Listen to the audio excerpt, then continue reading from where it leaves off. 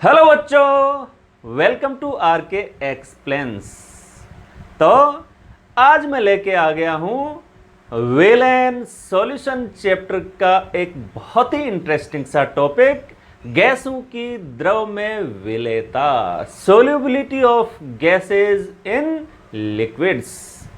तो गैसों की द्रव में विलेयता को प्रभावित करने वाले कारक हम देखेंगे और इसी से रिलेटेड जो हेनरी नियम है, हेनरी नियम क्या है और इसका मैथमेटिकल फॉर्मूला क्या है, लिमिटेशंस क्या है इसकी, और डे टू डे लाइफ में इसके एप्लीकेशंस अनुप्रयोग क्या हैं, ये सारी बातें आज के इस लेक्चर में हम कवर करने जा रहे हैं। तो आप लोग कॉपी और पेन लेके फटाफट तैयार हो जाइए। गैस की द्रव में विलेयता, solubility of gas in liquids।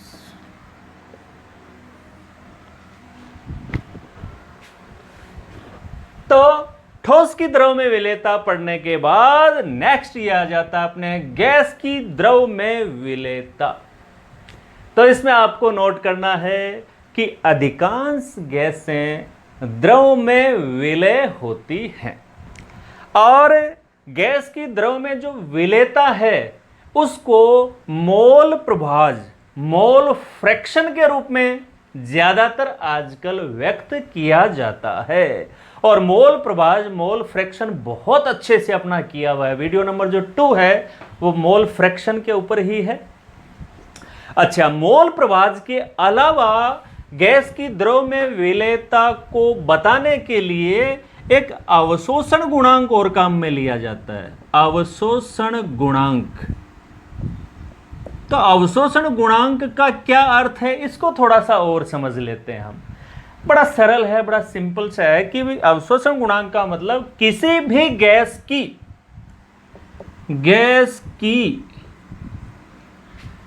ml, या जिसको आप कह सकते हैं सेमी क्यूब, सेमी क्यूब का मतलब ही ml होता है। तो किसी भी गैस की ml यानी सेमी क्यूब में आयतन जो 1 ml जल में घुला हो, किसी भी गैस का सेमी क्यूब यानी ml में वह आयतन जो 1 ml जल में उपस्थित हो, 1 ml जल में घुला हुआ हो, वो उसकी जो मात्रा है, वो उसका जो आयतन है, वो अवशोषण गुणांक कहलाता है। तो वैसे तो प्रैक्टिकली मोल प्रभाज के रूप में ही गैसों की विलेयता को मोस्टली शो करते हैं, दर्शाते हैं, लेकिन अवशोषण गुणांक भी गैसों की विलेयता को दिखाने के लिए बहुत बार काम में लिया जाता है। तो डेफिनेशन इसकी भी नोट कर लें आप कि किसी भी गैस की ml में वह आयतन जो 1 ml जल में घुला हो, अवशोषण गुणांक कहलाता है। चलिए अब आगे बढ़ते हैं अपन और बात करते हैं गैस की द्रव में विलेयता को प्रभावित करने वाले कारक। हेडिंग डाल लें, आप पूरा लिख लें, गैस की द्रव में विलेयता को प्रभावित करने वाले कारक। और इन कारकों में पहला है, नंबर 1 है गैस की प्रकृति। गैस की प्रकृति, नेचर ऑफ गैसेज। तो वही ठोस में अपन ने पढ़ा था भाई, विलय और विलायक। यहां पर विलय गैस है, विलायक दोनों की नेचर है, वो प्रभावित करेगी। अच्छा, गैस की प्रकृति में जब हम देखते हैं तो मोस्टली ये पाते हैं कि वे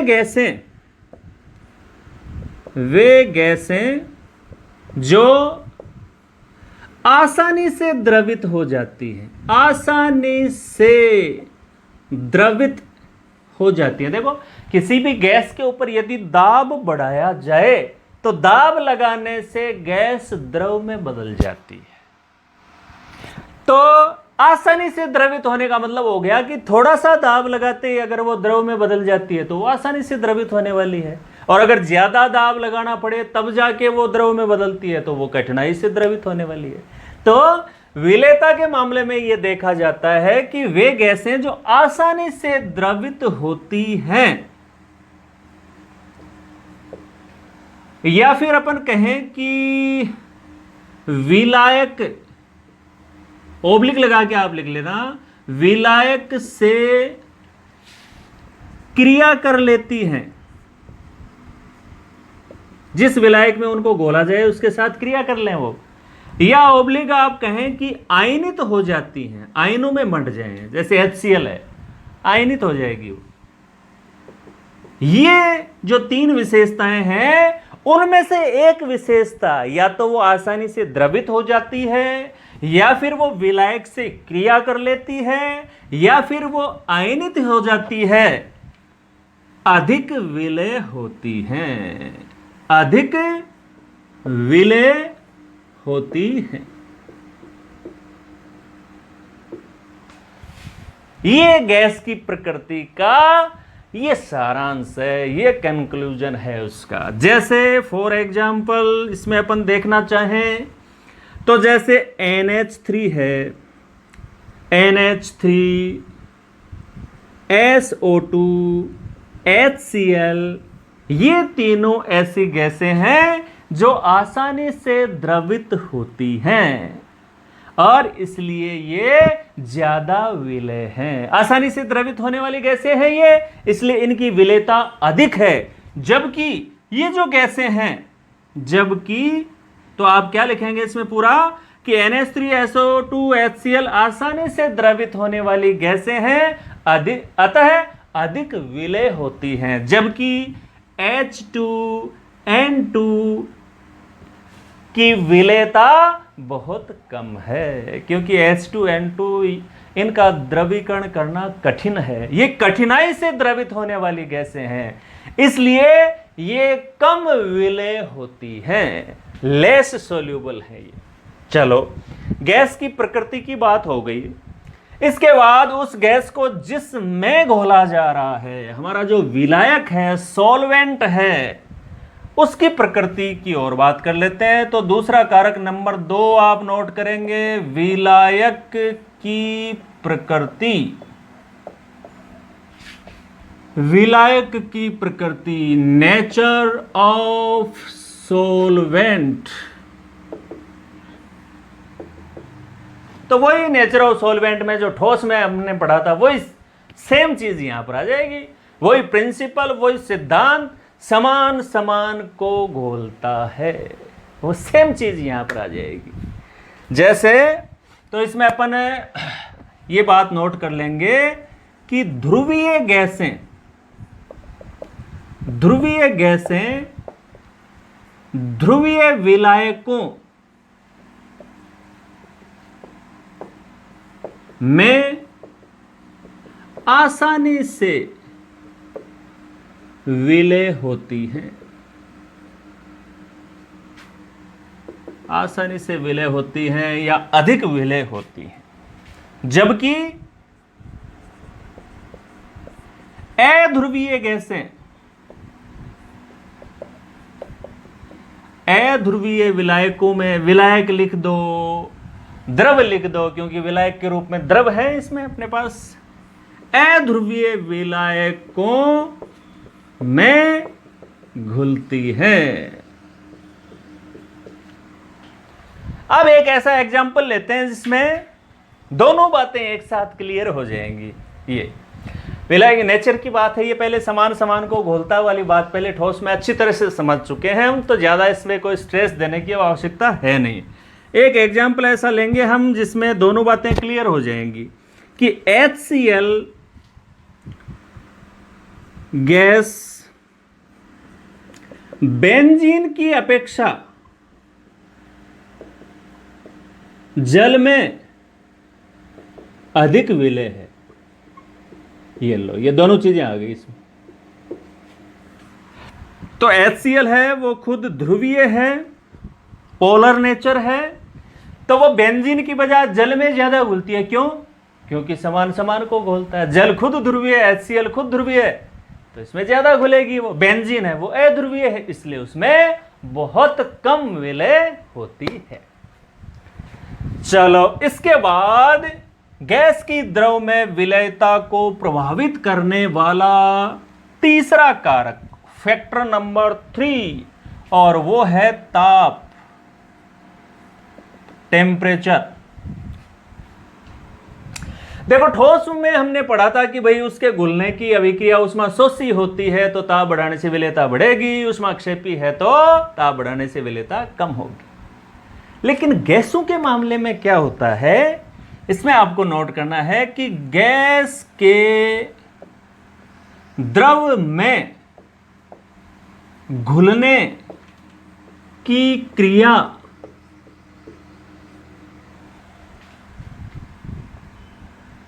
ऊष्मा क्षेपी होती है।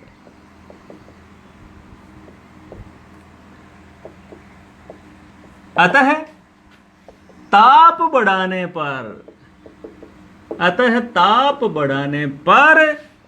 गैस की द्रव में विलेयता घटती है। यानी गैस के मामले में यदि हम देखें तो गैसें जब भी द्रव में घुलती हैं, गैसों के द्रव में घुलने की जो क्रिया है उसमें ऊष्मा उत्सर्जित होती है, या यूं कह दें अपन कि ये क्रिया ऊष्मा क्षेपी होती है, एक्सोथर्मिक होती है। इसलिए ताप बढ़ाने पर गैस की द्रव में विलेयता घटती है। एक बार बोर्ड में इस पे क्वेश्चन पूछा था इसके कारण पे कि भाई ताप बढ़ाने पर गैस की द्रव में विलेयता कम क्यों हो जाती है।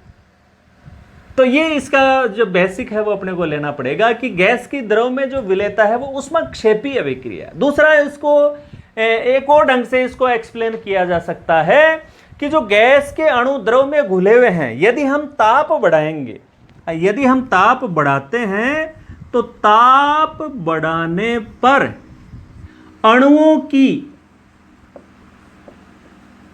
गतिज ऊर्जा बढ़ती है। अणुओं की गतिज ऊर्जा बढ़ती है क्योंकि आप ताप बढ़ाएंगे, ऊष्मा देंगे तो ज्यादा ऊर्जा मिलेगी गैस के अणुओं को, उनकी गतिज ऊर्जा बढ़ेगी और इसका परिणाम क्या होगा, जिससे इनकी द्रव से बाहर निकलने की प्रवृत्ति बढ़ती है। द्रव से बाहर निकलने की प्रवृत्ति बढ़ती है। ज्यादा अगर गैस के अणु को ऊर्जा मिलेगी, उसकी गतिज ऊर्जा बढ़ेगी, तो वो जिस द्रव में घुला हुआ है ज्यादा ऊर्जा मिलने से उसमें से निकलकर और उस द्रव से बाहर निकलने की उसकी प्रवृत्ति बढ़ेगी। यानी जो गैस द्रव में घुली हुई है वो उसके अणु वापस उस द्रव में से बाहर निकलना शुरू हो जाते हैं, द्रव में उसकी विलेयता घटती है। बहुत इंपॉर्टेंट क्वेश्चन है। लेकिन एक्सेप्शन इसका भी है।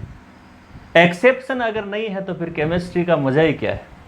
तो यहां भी एक्सेप्शन है कि सभी गैसों में ऐसा होता है, बिल्कुल सही बात है ये, लेकिन अपवाद है, और वो है हाइड्रोजन और हीलियम। ये दोनों गैसें, ये इसका एक्सेप्शन है, अपवाद है। इन दोनों के मामले में उल्टा होता है।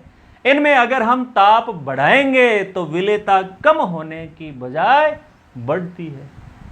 अब कोई पूछ ले कि भाई ऐसा क्यों है, सिंपल सी बात है। सभी गैसों को द्रव में घोलते हैं तो ऊष्माक्षेपी अभिक्रिया होती है, इनमें क्या होता है, ऊष्माशोषी होती है। तो ऊष्माशोषी है तो ताप बढ़ाने पर विलेयता बढ़ेगी। तो ये तीसरा कारक हो गया अपना। इसके बाद गैस की द्रव में विलेयता को प्रभावित करने वाला अंतिम और सबसे महत्वपूर्ण, लास्ट बट नॉट लीस्ट, और वो है दाब। तो चौथा और सबसे महत्वपूर्ण कारक हो गया दाब, प्रेशर, P।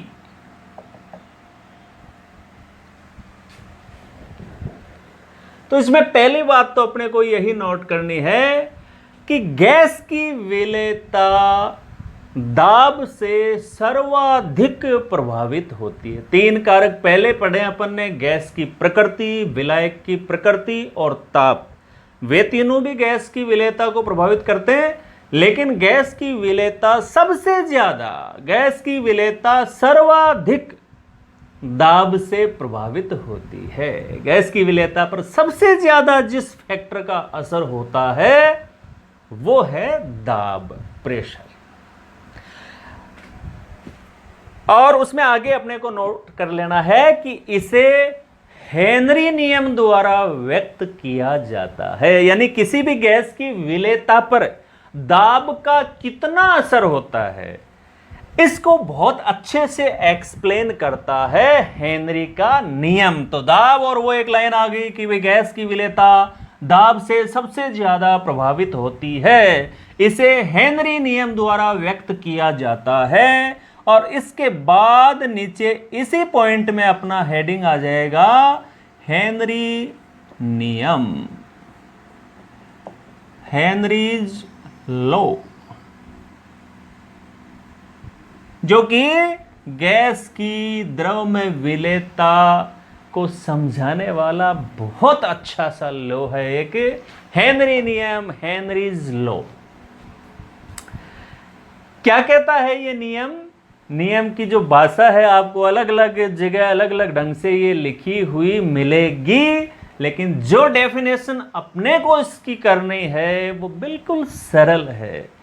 हेनरी नियम की जो बेसिक जो बात है, बेसिक जो इसका कंसेप्ट है, उसको एक छोटी सी लाइन में समझाता है ये कि स्थिर ताप पर गैस की विलेयता गैस के दाब के समानुपाती होती है। ये लो हेनरी नियम है, उसको एक सेंटेंस के रूप में बहुत अच्छे से एक्सप्लेन कर दिया हमने कि यदि ताप को स्थिर रखा जाए तो किसी भी गैस की जो विलेयता है द्रव में, वो गैस का जो द्रव की सतह पर दाब है, वो गैस कितना दाब डाल रही है द्रव की सतह पर, गैस के दाब के समानुपाती होता है। इसी बात को यदि अपन फॉर्मूला के रूप में ले लें तो अपन कहेंगे कि क्या क्या समानुपाती है इसमें समानुपाती है दाब और गैस की विलेयता। और गैस की विलेयता को हम यहां पर मोल प्रभाज के रूप में लेंगे। तो मैं यहां पर इसका गणितीय रूप लिखूंगा P समानुपाती X। X आपको पता ही है मोल प्रभाज, और यहां पर गैस की विलेयता किसका मोल प्रभाज है? ये गैस का मोल प्रभाज। समानुपाती है दोनों। समानुपाती के चिन्ह को बराबर के चिन्ह में बदलना हो तो नियतांक आएगा, और नियतांक यहां पर आ जाएगा KH, हेनरी कांस्टेंट। तो ये लो हेनरी के नियम का गणितीय रूप हो गया ये P बराबर KHX। KH यहां पर हेनरी कांस्टेंट है, X गैस का मोल प्रभाज है, मोल फ्रैक्शन है, और P है वो गैस का दाब है, द्रव की सतह पर गैस का दाब है। तो ये जो फॉर्मूला है, इसमें जो चीजें आ रही हैं उसको और यदि अपन एक्सप्लेन करें, नीचे आप बाकायदा तीनों का अलग अलग लिख लें। P बराबर गैस का दाब या गैस का द्रव की सतह पर दाब, KH बराबर हेनरी नियतांक, और X बराबर आप लिख लें गैस की विलेयता मोल प्रभाज के रूप में। ये इस तरह से लिख लें, देखो मैं बताता हूं आपको। P बराबर गैस का दाब, KH बराबर हो जाएगा हेनरी नियतांक, हेनरी कांस्टेंट, और X बराबर हो जाएगा मोल प्रभाज के रूप में विलेता, मोल प्रभाज के रूप में विलेता, यानी गैस की जो विलेता है उसको मोल प्रभाज के रूप में व्यक्त किया गया है। तो ये गणितीय रूप हो गया इसका। अच्छा, इसी बात को यानी हेनरी कांस्टेंट कहता है कि विलेता, गैस की जो विलेता और जो दाब है वो समानुपाती हैं। इस बात को साबित कैसे करें, प्रूव कैसे करें कि ये समानुपाती है? तो इसके लिए यदि हम एक ग्राफ लें, एक कर्व लें, कौन सी दो भौतिक राशियों के बीच में, जिसमें एक तरफ तो अपन ले लें मोल फ्रैक्शन, दूसरी तरफ इसमें ले लें अपन दाब, गैस का दाब, द्रव की सतह पर गैस का दाब ले लें हम, और द्रव की सतह पर गैस का दाब, इसी की इकाई मोस्टली ली जाती है टॉर। क्या ली जाती है? टॉर। अच्छा, इसी प्रकार से इकाई की इधर यदि अपन बात करें, इधर हम मोल फ्रैक्शन ले रहे हैं, मोल प्रभाज ले रहे हैं, इसकी इकाई क्या हो जाएगी? क्या लिखूं यहां पर इकाई मोल प्रभाज की? कोई इकाई नहीं होती मोल प्रभाज की, ये तो केवल एक संख्याओं का अनुपात है मोल प्रभाज। जिस घटक का मोल प्रभाज निकालते हैं उसके मोलों की संख्या बटे कुल विलयन के मोलों की संख्या, तो कुल मिला के ये संख्याओं का अनुपात है, तो इसकी कोई यूनिट नहीं होती है। अब जैसे मान लीजिए स्केल है, उसके ऊपर कोई भी यहाँ पर रीडिंग लिखी हुई है, 200 है, 400, 600, 800, इस तरह से, और इधर भी ये मोल फ्रैक्शन जैसे मान लीजिए 0.01 है, यहाँ 0.02 है, यहाँ पर 0.03 है। तो जैसे जैसे हम देखते हैं P को बढ़ाते जाते हैं, X का मान भी बढ़ता जाता है, और ये कह रहा है कि समानुपाती। ये बात कब प्रूव होगी कि समानुपाती है? ये तो तब प्रूव होगा जब दाब और मोल फ्रैक्शन के बीच में अपन ग्राफ लें, और वो कैसा है? सरल रेखा। यदि कोई दो भौतिक राशियां एक दूसरे के समानुपाती हैं तो इनके बीच में जो ग्राफ है वो कैसा आएगा? सरल रेखा। इस प्रकार का ग्राफ आ जाएगा इनके बीच में। तो इसका मतलब हेनरी नियम बिल्कुल सही है। वो जो कह रहा है कि गैस की विलेयता दाब के समानुपाती होती है, वो बात इस कर्व से बिल्कुल साबित होती है, प्रूव होती है। चलो, इसके साथ ही यहां पर ये जो अपना हेनरी नियम का जो गणितीय रूप है, इसमें जो हेनरी कांस्टेंट है इसकी बात कर लें हम। देखो, हेनरी कांस्टेंट के मामले में ऐसा है कि ये ताप के प्रति ये संवेदनशील है। ताप बदलेगा तो हेनरी कांस्टेंट का मान भी बदल जाता है। ये आप यहां पर जो तीनों के जो अपन ने बताए हैं कि किसका क्या मीनिंग है, उसके नीचे इस बात को आप जरूर नोट कर लेना कि KH का मान ताप बढ़ने पर बढ़ता है, ताप बढ़ने पर बढ़ता है। अच्छा, अब इसमें यदि अपन देखें कि भी अलग अलग गैसों का KH का जो मान है वो अलग अलग होता है। अब यहां पर थोड़ा सा आप गौर करें, जैसे वायुमंडलीय दाब पर अपन बात कर रहे हैं, कंपेयर कर रहे हैं हम गैसों को, तो वायुमंडलीय दाब है वो तो सेम स्थिर बना हुआ है। अब उस पे अलग अलग गैसों के लिए यदि हम देखें तो ये संबंध हमें ये बताता है कि इन दोनों का गुणनफल है वो दाब के बराबर होना है ना। इन दोनों का गुणनफल दाब के बराबर होना है। इसका मतलब एक कंक्लूजन इससे और निकलता है कि जिस गैस के लिए KH का मान कम होता है, तो KH का मान जिसके लिए कम होगा, गुणनफल तो इतना ही आना चाहिए, तो उसके लिए X का मान ज्यादा होगा, उसके लिए X का मान ज्यादा होगा। इसका मतलब जिन गैसों के, नोट कर लें आप, जिन गैसों के KH का मान कम होता है उनकी जो विलेयता है वो हमेशा अधिक होती है। जिनके लिए हेनरी नियतांक का मान कम होता है उनकी विलेयता हमेशा अधिक होती है। अच्छा, अब यहां पर एक बात और कर लें कि साहब हेनरी कांस्टेंट है, उसकी यूनिट क्या होगी, उसका मात्रक क्या होगा। हेनरी कांस्टेंट का मान लिख कर आगे हम क्या यूनिट लगाएंगे उसमें। तो इस संबंध से कुछ पता लग रहा है कि हेनरी कांस्टेंट की यूनिट क्या होनी चाहिए। हेनरी नियतांक की जो मात्रक है, जो यूनिट है, वो दाब के समान होगी। दाब के समान होगी। क्यों? क्योंकि देखो साथ में तो मोल फ्रैक्शन है, तो मोल फ्रैक्शन तो हमने जस्ट पहले डिस्कस किया है कि ये तो केवल संख्या का अनुपात है, कोई यूनिट नहीं है। तो ये यदि हट गया तो KH बराबर P रह गया सीधा। तो जो P की इकाई है वही क्या है? KH की इकाई हो जाएगी। तो दाब की जो भी इकाई आपने ली है उसमें वही इकाई सेम हेनरी नियतांक की हो जाएगी। क्लियर है बात?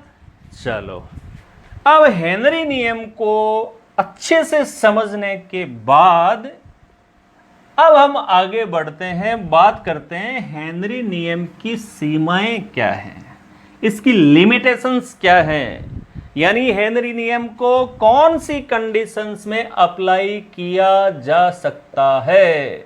तो आप लिखेंगे हेनरी नियम की सीमाएं, लिमिटेशंस ऑफ हेनरीज लॉ।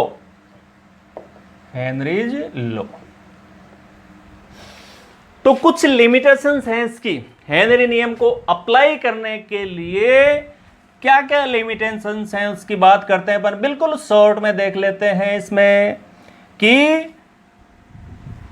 पहली बात तो इसका जो दाब है, दाब बहुत अधिक न हो।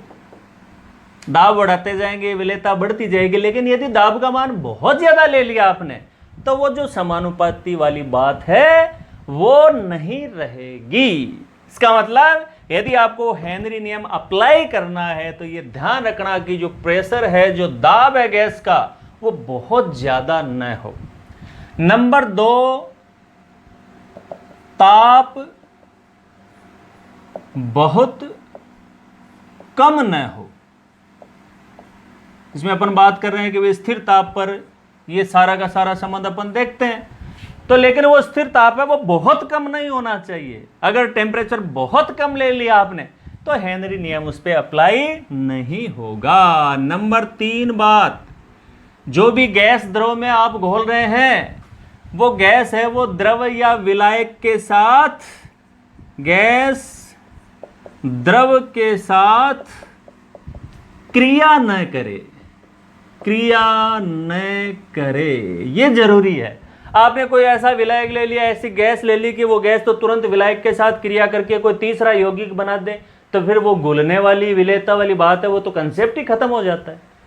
तो उस पर कहाँ हेनरी नियम लागू होगा? तो ये ध्यान रखना है कि जो भी गैस और विलायक द्रव ले रहे हैं वो आपस में क्रिया करके कोई यौगिक न बना रहे हो, अदरवाइज इसमें हेनरी लॉ अप्लाई नहीं होगा।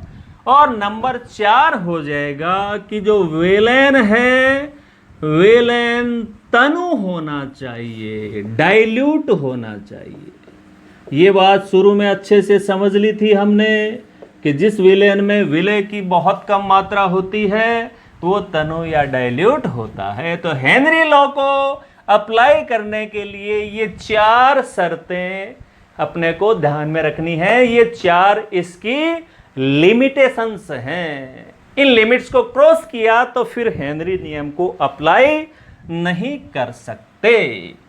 चलो, इसके बाद फटाफट अपन देख लेते हैं हेनरी नियम के अनुप्रयोग।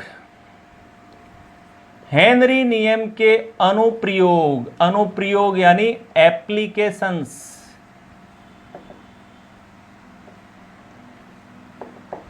यानी दैनिक जीवन में ये जो हेनरी नियम है, जो ये कहता है कि आप दाब बढ़ाते जाएंगे, गैस का दाब बढ़ता जाएगा तो उसकी विलेयता भी बढ़ती जाएगी। हमारी जो डे टू डे लाइफ है, हमारी जो दैनिक जीवन है, उसमें हेनरी नियम का कहाँ उसको अप्लाई करते हैं, कहाँ उसको काम में लेते हैं, ऐसे 3-4 एग्जाम्पल हम देखेंगे जिससे तुरंत आपके समझ में आएगा कि हाँ भाई हेनरी नियम तो अप्लाई होता है और बहुत काम का भी है।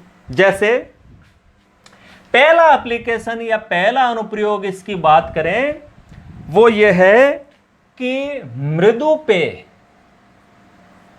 सॉफ्ट ड्रिंक, आप सब इससे परिचित हैं। Soft drink, Pepsi, Thums Up, Coke जो आप काम में लेते हैं, वो सॉफ्ट ड्रिंक में बोलो कौन सी गैस घुली हुई रहती है? CO2। मृदु पेय में, सॉफ्ट ड्रिंक में CO2 की अधिक मात्रा घोलने हेतु इसे उच्च दाब पर सील बंद करते हैं। सॉफ्ट ड्रिंक का जो एक स्पेसिफिक टेस्ट होता है वो CO2 गैस के कारण है, और जितने ज्यादा CO2 उसमें घुली हुई रहेगी उतना ही ज्यादा वो उसका अपना एक स्पेसिफिक जो टेस्ट है वो होगा। अब हेनरी नियम कहता है कि दाब बढ़ाओगे तो गैस की विलेयता बढ़ेगी, इसीलिए सॉफ्ट ड्रिंक की जब बोतल है उसको पैक करते हैं तो हाई प्रेशर पर, उच्च दाब पर सील लगाई जाती है, और जैसे ही उसकी वो सील खोलते हैं, ढक्कन खोलते हैं, तो आप एक्सपीरियंस करते हैं इस बात का कि तेजी से एक गैस बाहर निकलती है। वो गैस कौन सी होती है? CO2। वो CO2 उसमें क्यों घुली हुई थी? उच्च दाब के कारण। जैसे आपने उसकी सील हटाई, ढक्कन खोला, उसका दाब है वो कम हो गया, और दाब कम होते ही जो अतिरिक्त मात्रा CO2 की उसमें घुली हुई थी वो बाहर निकल जाती। तो ये दैनिक जीवन में इसका बहुत अच्छा एप्लीकेशन है हेनरी नियम का। इसी प्रकार से दूसरा है कि जो गोताखोर होते हैं, समुद्र की गहराई में जो जाते हैं, जिनको बोलते हैं स्कूबा डाइवर्स। तो जो गोताखोर होते हैं, अब देखो गोताखोर समुद्र में जितनी गहराई में जाएगा, जितनी डेप्थ में जाएगा, उसके शरीर के ऊपर उतना ही ज्यादा पानी का जो तल है वो बढ़ता जा रहा है, उसके शरीर पर, बॉडी पर उतना ही जल का दाब बढ़ता जा रहा है, और दाब बढ़ेगा तो उसके रक्त में, उसके ब्लड में गैसों की घुलनशीलता बढ़ जाती है, क्योंकि हेनरी नियम कहता है कि दाब बढ़ेगा तो गैस की विलेयता बढ़ेगी। गोताखोर होते हैं वो अपनी पीठ के ऊपर सिलेंडर लेके जाते हैं श्वसन के लिए, नीचे जल में, अदरवाइज श्वसन कैसे करेंगे? तो वो जो सिलेंडर होता है उसमें जो ऑक्सीजन गैस शरीर में जाती है, फेफड़ों में जाती है, क्योंकि शरीर के ऊपर प्रेशर ज्यादा है, प्रेशर ज्यादा होने से जो जमीन पर, पृथ्वी की सतह पर जो जितनी गैसों की मात्रा घुलती है हमारे ब्लड में, उसकी बजाय ज्यादा मात्रा घुलने लग जाती है। ठीक है, जैसे ही वो डाइवर, गोताखोर वापस ऊपर आता है, ऊपर आते ही जो दाब है वो कम हो गया, तो दाब कम होते ही ज्यादा दाब के कारण उसके ब्लड में जो गैसें घुली हुई थी, जिसमें सबसे ज्यादा मात्रा नाइट्रोजन की है, क्योंकि हम जानते हैं वायु में 78% तो नाइट्रोजन ही है, तो वो जो ज्यादा दाब के कारण जो एक्स्ट्रा मात्रा घुल गई थी उसके ब्लड में, जैसे ही वो सतह पर आता है, वो ज्यादा मात्रा में जो गैसें घुली हुई थी वो वापस ब्लड से बाहर निकलती हैं, और वापस जब वो ब्लड से बाहर निकलती है तो उन गैसों के बुलबुले, बबल्स बन जाते हैं, और वो जो गैस के बबल्स बनते हैं वो हमारी ब्लड की जो कैपिलरीज होती हैं, वेन्स होती हैं, उनमें जगह जगह आ जाते हैं। ब्लड के रुधिर का जो प्रवाह होता है उसमें रुकावट पैदा करते हैं, और जहां जहां बबल्स आता है, ब्लड का फ्लो बंद होता है, वहां पर गोताखोर को असहनीय पीड़ा होती है, बहुत दर्द होता है।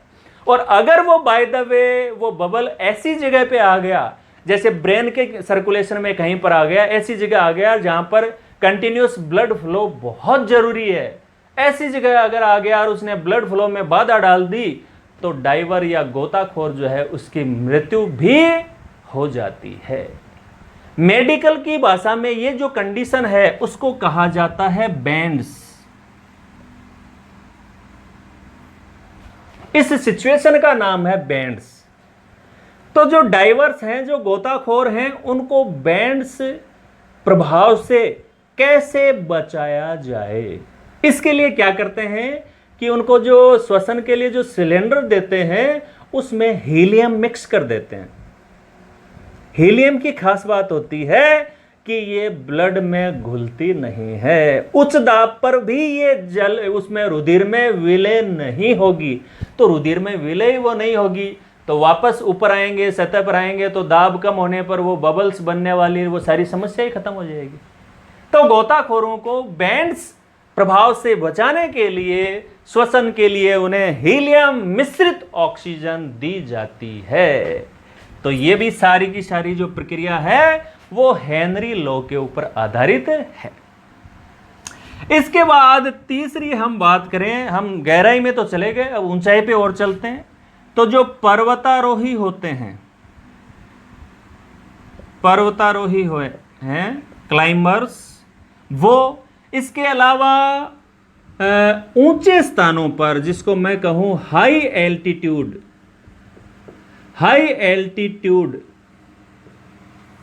जैसे पर्वतों पर बसे हुए जो लोग हैं, बहुत ऊंचाई पे रहते हैं, हाई एल्टीट्यूड्स पे रहते हैं। इसके अलावा जो पर्वतों पे चढ़ते हैं, साहसिक पर्यटन भी है, ये साहसिक स्पोर्ट्स भी है।